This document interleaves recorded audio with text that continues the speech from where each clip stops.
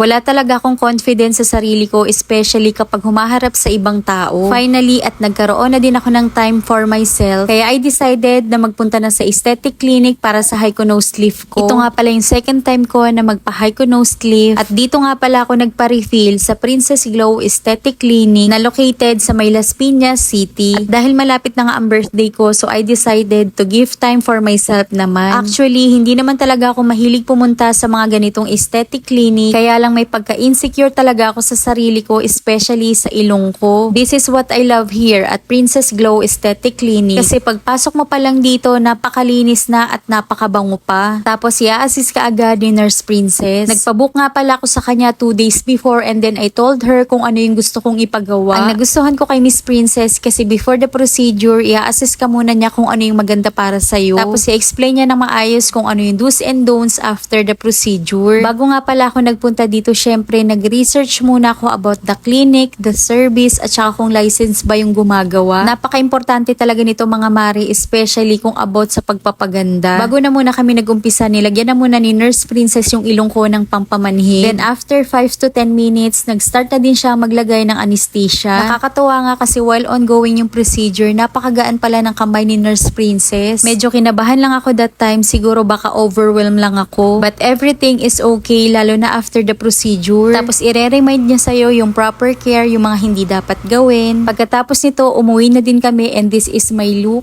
And take note, registered nurse nga pala si Nurse Princess. At dito nga lang pala sila located sa Pulang Lupa, Las Piñas City.